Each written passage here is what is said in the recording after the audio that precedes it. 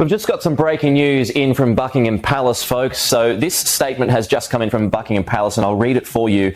It goes on to say, His Majesty has today initiated a formal process to remove the style, titles and... A royal decision arrived at the palace just a few hours ago, and it ended weeks of quiet tension with a statement that nobody inside the royal household could ignore.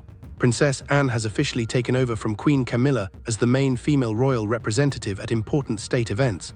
The palace did not call this a temporary change, a simple schedule fix, or a private family choice. They presented it as a firm royal decision, and the emotional impact started even before the official message left the palace walls. Camilla did not react right away. When the final notice reached her private sitting room, she read the paragraph twice, put the paper down, and asked her assistant whether King Charles had approved every single word. The assistant said nothing at all. That quiet response hit her harder than any spoken answer because Buckingham Palace, which is the main office where the monarch works, had not announced a simple change in the daily schedule. They had confirmed that Anne would now take Camilla's place at diplomatic receptions, formal banquets, remembrance services, and selected visits to other countries. Anne received the news in a different meeting, and she showed no sign of happiness or victory. She closed the official folder, pressed both hands flat against the table, and said she would carry out the duty, but she would not embarrass anyone while doing it. The Princess Royal understood exactly why this change mattered so much. State events are formal occasions where the Crown represents Britain in front of foreign leaders, senior officials, military figures, and the general public. The person chosen to lead these events is not simply filling an empty seat. That person is being trusted with rank, access, authority, and the full confidence of the monarchy. King Charles knew that the wording of this announcement would deeply hurt his wife.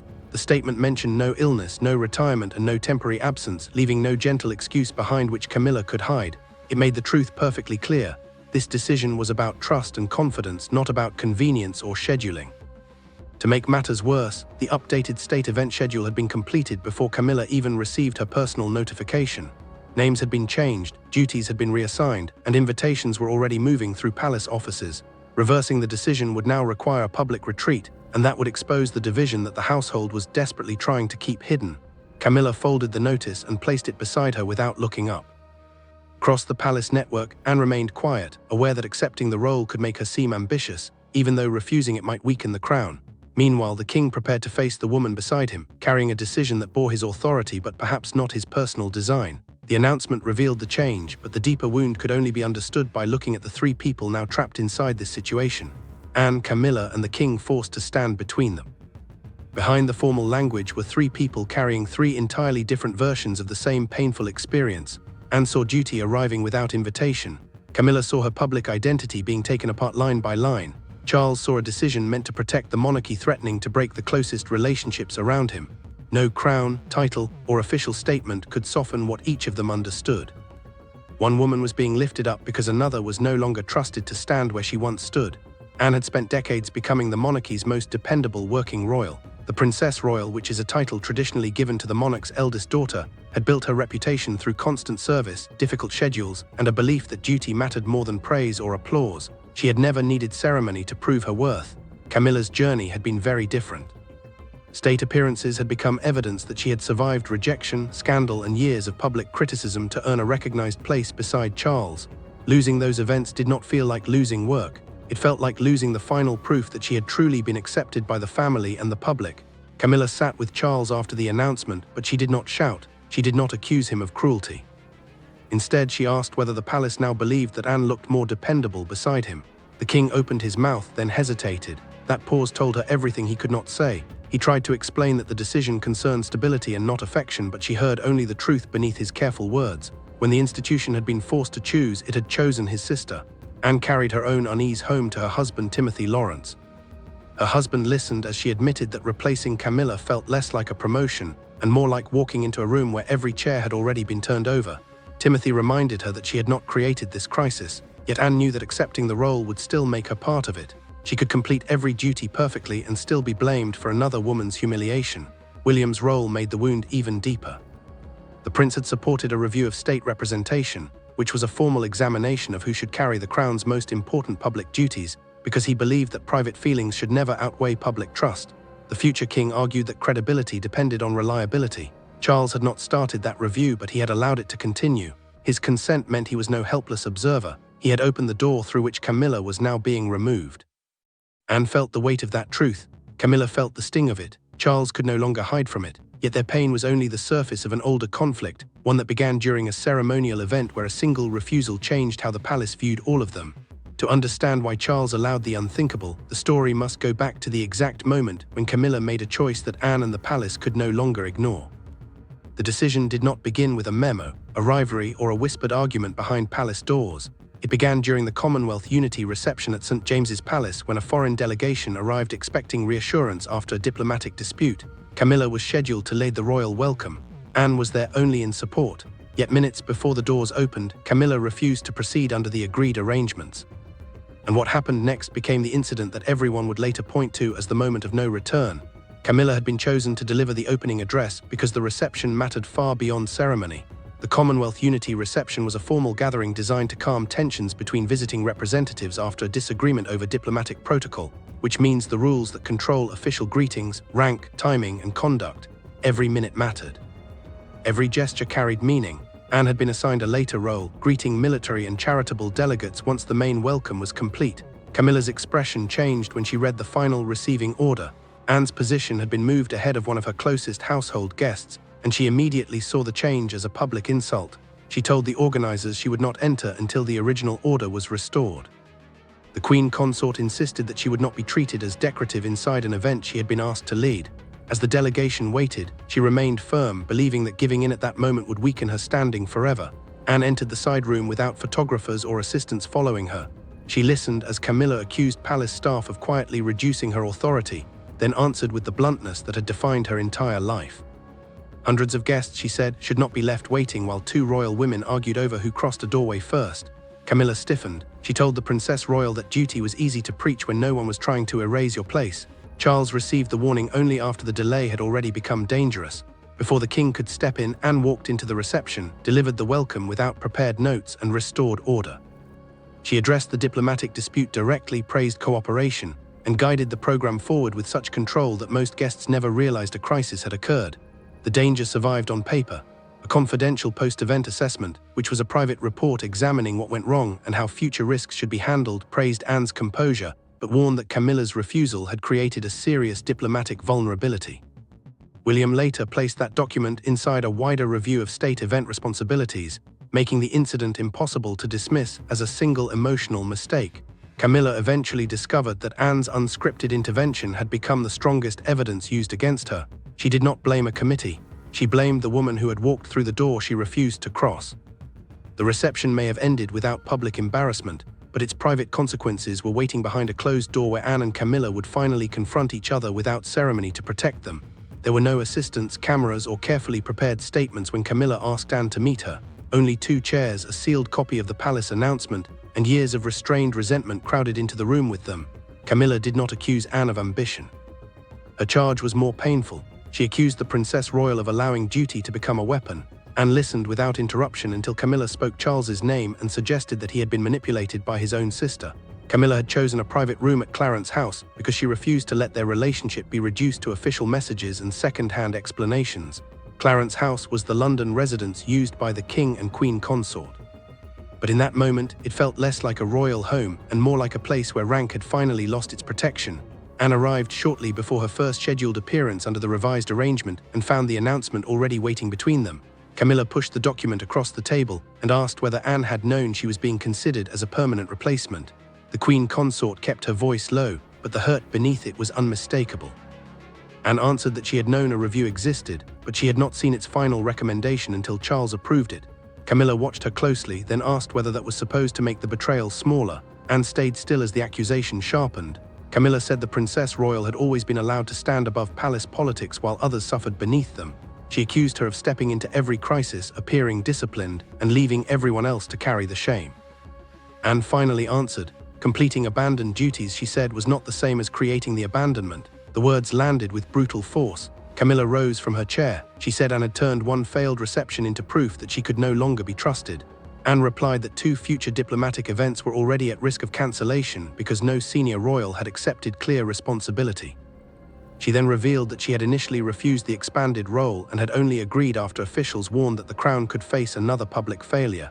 Camilla's anger changed into something colder. If Anne had refused once, then Charles must have approached her before the formal decision. The truth became unavoidable. Husband and sister had discussed Camilla's future while she still believed her position was secure. Anne did not deny it. She only said the decision had never begun with her. Anne left without another word. Camilla watched the door close and understood that the real power was not sitting in that room. It was inside the papers Charles had allowed William to assemble. Their confrontation released years of resentment, but it also exposed the person whose judgment had quietly turned frustration into policy and policy into an irreversible royal command. Royal power rarely announces itself with shouting. Sometimes it appears as a single signature beneath language drafted to sound calm. Charles sat alone with the final recommendation before him, knowing that approval would diminish his wife and strengthen his sister. William's review was direct. The advisor's warnings were unmistakable, yet the pen remained untouched for several minutes because the king understood that once his name entered the page, the decision would no longer belong to committees, courtiers, or circumstance. It would belong to him. Charles had authorized William to oversee a formal operational review after repeated concerns about preparation, attendance, and the monarchy's ability to guarantee senior representation at major engagements. An operational review was a structured examination of how royal duties were assigned and whether those arrangements were still working. The prince could recommend change, but he could not impose it.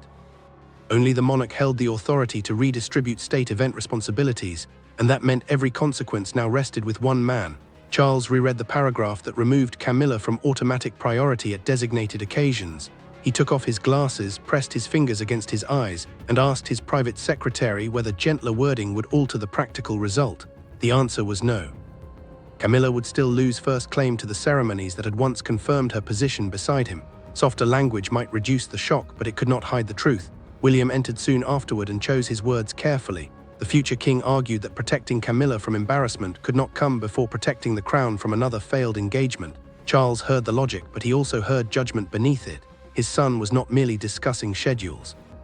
He was saying that affection had already been allowed to interfere with duty for too long. The king reminded him that institutions did not suffer humiliation in private. People did. William did not retreat. He pointed to the decisive clause that granted Anne standing authority rather than temporary substitution. Standing authority meant she would hold continuing responsibility and could not be quietly removed whenever tensions eased. That clause made the change stable, clear, and almost impossible to reverse without exposing palace weakness. Charles lifted the pen but paused again. Then he added one handwritten condition. Camilla would retain selected charitable appearances and private ceremonial patronages. The personal causes and honorary roles she could continue without leading central state occasions. It was not restoration. It was the smallest protection he could still offer her dignity. The signature finally touched them. William watched his father complete it, and Charles knew the argument was over on paper, but paper could not control grief. Camilla would now have to watch the revised order become real at the first state event held without her. The king's pen ended the argument inside the palace, yet the first public implementation would reveal whether Camilla could endure seeing Anne occupy the place that had once confirmed her own survival. The new reality arrived not with another statement, but with an empty chair. At the first diplomatic banquet under the revised order, Anne's name appeared beside the king's on the final seating plan. Camilla's had been removed. She was still inside Clarence's house when the program began, fully dressed for an evening she would no longer attend. Across London, Anne prepared to enter the ballroom, knowing that every step forward would be interpreted as a step taken from someone else. Camilla had selected the gown weeks earlier before the palace confirmed her removal. The Northern Alliance state banquet was a formal dinner held to honor visiting leaders and strengthen diplomatic ties, making it the first major public test of Anne's expanded authority. The seating plan placed the Princess Royal near Charles during the reception and assigned her the conversations Camilla had once managed. Those details mattered because proximity to the monarch signaled trust, influence, and rank before every guest in the room. Camilla stood before the mirror when final confirmation arrived that no last-minute invitation would come. She removed one bracelet, placed it beside the printed program, and told her dresser to put everything away. The Queen Consort kept her voice steady, but the order carried the weight of a farewell. She had spent years earning a place beside Charles. Now the palace was proving that it could remove that place without removing her title. Anne paused before entering the banquet and quietly told Timothy Lawrence that she felt no triumph. Her husband reminded her that refusing now would turn duty into spectacle and deepen Camilla's humiliation. The Princess Royal understood.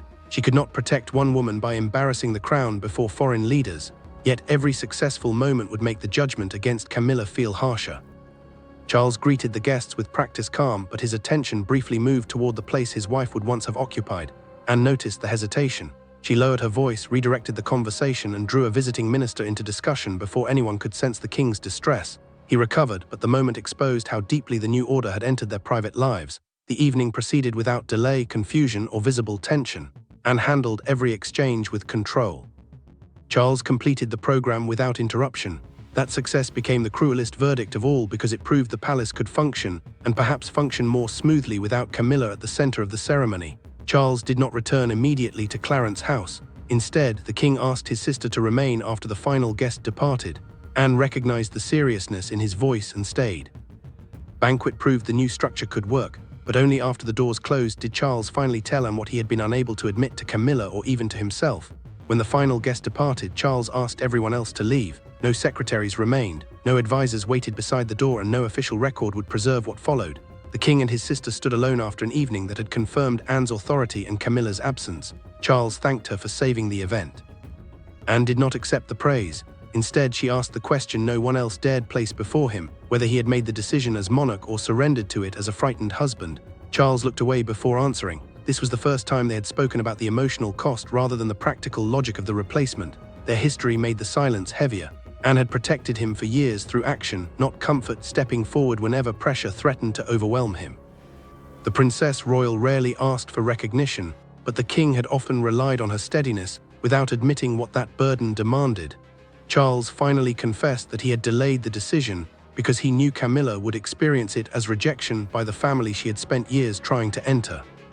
The Queen Consort had survived public hostility, private suspicion, and constant comparison, and he feared that removing her from state events would confirm every insecurity she had tried to bury. He told Anne that he had wanted more time, believing delay might create a kinder answer. Anne did not soften the truth. She said postponing a necessary decision had not protected Camilla. It had allowed her to believe in a security that no longer existed. Charles absorbed the rebuke without defending himself. He knew his sister was right. By avoiding pain, he had made the eventual wound deeper. Charles then admitted something even more dangerous. In their private conversation, he revealed that he had considered withdrawing his approval after signing the final order. The king had nearly reversed everything, but the flawless banquet stopped but he could him. not impose it. Watching Anne Only manage the evening monarch held the convinced him that authority to retreat would read place personal guilt above institutional responsibility. The monarchy had functioned. That fact could not be ignored. Anne agreed to remain in the role, but only on one condition. Charles had to tell Camilla personally that his sister had not campaigned for the position, influenced the review, or sought her removal. The Princess Royal refused to let silence turn her into the villain of a decision he had made. If the truth caused more pain, then he would have to carry it himself. Charles left before midnight and returned to Clarence House with no prepared speech. Camilla was waiting. She did not ask whether the decision would be reversed. She asked what remained of her life inside the monarchy now that its grandest stages no longer belonged to her. Anne's condition forced Charles to abandon protective half-truths, and the honesty that followed prepared the palace for a public reaction more intense than anyone expected. By sunrise, the palace decision no longer belonged only to the royal family. It belonged to broadcasters, newspaper editors, crowds, critics, and millions of people deciding what Anne's elevation represented. Some saw discipline replacing privilege. Others saw a wife being publicly abandoned by the husband who once defied the world for her. Yet one image overwhelmed every argument: Anne stepping from the state car alone, composed and unsmiling, while the space traditionally associated with Camilla remained unmistakably empty. Britain woke to a story that had escaped palace control.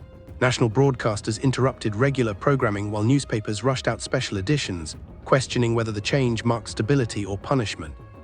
Palace communications insisted the new arrangement would protect continuity, meaning the Crown could guarantee that a trusted senior royal would always attend its most important public duties. But formal language could not contain the deeper argument. The decision had become a judgment on reliability, marriage, loyalty, and whether years of personal sacrifice could survive one loss of institutional confidence. Camilla watched the morning coverage with Charles beside her.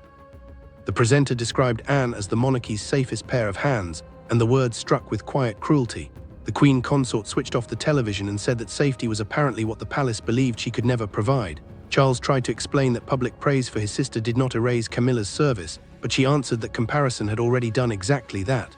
Anne saw the same broadcast from her office and reacted with anger rather than pride. The Princess Royal ordered her staff not to circulate flattering headlines, celebrate opinion polls, or answer attacks against Camilla. She understood that every headline calling her victorious made another woman's loss feel like entertainment. Duty had brought her authority, but public approval threatened to turn that duty into humiliation. One newspaper captured the national divide with brutal simplicity. Its front page carried the headline, "The Crown Turns to Anne," showing her entering the banquet, while a smaller image displayed Camilla leaving a church service days earlier. Outside Buckingham Palace, the monarch's main official residence and administrative centre, a crowd gathered near the gates. One woman held a handwritten sign reading "Duty has a name," and nearby another placed flowers beneath a note expressing sympathy for Camilla. Charles saw admiration hardening into judgment. Anne saw support becoming triumphalism. Camilla saw strangers debating whether her pain was deserved. The reaction proved the Princess Royal had public confidence, but it did not settle what the change would mean for the woman displaced by it. With the country already delivering its judgment, Camilla had to make the only decision still under her control, whether to resist her diminished role or give it a meaning the palace never expected. The final outcome was not reconciliation in the easy sense, nor was it victory for one woman over another. Anne remained the crown's principal female representative at state events. Camilla did not regain the place removed from her. Charles did not reverse his signature, yet inside that painful certainty each of them made a final choice. Anne chose service without celebration. Charles chose responsibility without pretending it carried no cost, and Camilla chose to leave the struggle for ceremonial power behind. Anne retained standing responsibility for the designated state program, meaning she now held continuing authority over the major diplomatic and ceremonial duties assigned to her. Camilla continued selected charitable, community and personally important engagements away from the central diplomatic schedule. The monarchy had settled into a divided model. The Princess Royal represented discipline and institutional continuity at major occasions, while the Queen Consort focused on causes where her contribution did not depend on ceremonial precedents. Charles finally told Camilla the whole truth during a private conversation at Clarence House. Anne had not demanded the position. She had initially refused it. The king explained that his sister accepted only after the palace warned that future engagements could fail without clear leadership. Camilla listened without interruption, then admitted that the truth did not remove the pain. It did, however, stop her from carrying hatred toward the wrong person. Camilla requested one final private meeting with Anne. She confessed that watching her take the place beside Charles had felt like watching the palace erase years of sacrifice in a single decision. Anne did not dismiss that wound. The Princess Royal told her that no seating plan could erase survival, but no past sacrifice could guarantee a future position. Camilla understood the difference. Acceptance did not mean pretending the loss had been fair. It meant refusing to let the loss control everything that followed. Camilla removed the official state event calendar from her desk and replaced it with plans for literacy work and domestic abuse initiatives. Those initiatives were organized efforts supporting reading and people affected by violence at home. The gesture marked acceptance, not surrender. She was choosing purpose over status. Anne attended the next state reception without triumph, while Charles publicly thanked both women for serving the crown in different ways. The acknowledgement restored nothing, but it recognized the human cost. The final verdict was clear. The modern monarchy had chosen reliability above sentiment. Anne became its unwavering center of duty. Camilla preserved her dignity after authority slipped away. Charles protected the crown but could not protect everyone he loved from the consequences. The hierarchy was settled, the wound was understood, and the monarchy emerged steadier, sadder, and permanently changed.